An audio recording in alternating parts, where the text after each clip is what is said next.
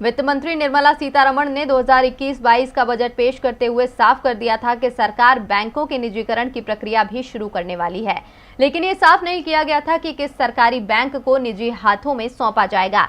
लेकिन अब उस बैंक के नाम का खुलासा कर दिया गया है जिसका निजीकरण किया जा रहा है।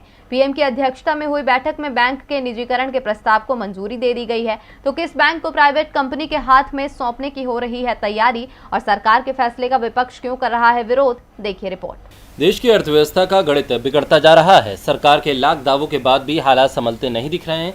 दुनिया भर की रेटिंग एजेंसियों ने भारत की जीडीपी के अनुमान को भी घटा दिया है। महामारी पर सरकार नियंत्रण करने में पूरी तरह से विफल साबित हुई है।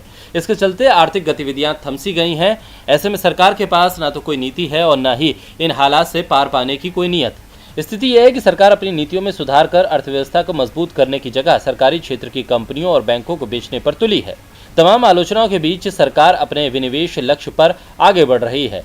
केंद्रीय मंत्रिमंडल में अब सार्वजनिक क्षेत्र के आईडीबीआई बैंक के रणनीतिक निवेश को सैद्धांतिक मंजूरी दे दी है। वहीं दूसरी तरफ बैंक के प्रबंधन या मैनेजमेंट कंट्रोल को भी हस्तांतरित करने की अनुमति दे दी गई है। इसके बाद बैंक में कई बदलाव होने जा रहे हैं। अभी आईडीबीआई बैंक में सरकार की 45.48% और भारतीय जीवन बीमा निगम यानी एलआईसी की 49.24% हिस्सेदारी है।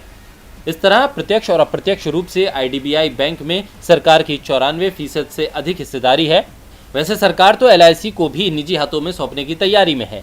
वैसे आईडीबीआई बैंक में सरकार और एलआईसी अपना कितना हिस्सा बेचेंगी, इस पर निर्णय आईडीबीआई बैंक के पुनर्गठन के दौरान किया जाएगा और इसके लिए भारतीय रिजर्व बैंक के साथ भी सलाह मशवरा होगा। सरकार की उम्मीद है कि आईडीबीआई बैंक के निवेश करने वाला रणनीतिक खरीदार पूंजी और नई टेक्नोलॉजी का निवेश करेगा। इसके अलावा नया खरीदार सरकार या एलआईसी की मदद या कोष पर किसी तरह से निर्भर हुए बिना आईडीबीआई बैंक का संचालन कर सके। डीबी लाइव की रिपोर्ट।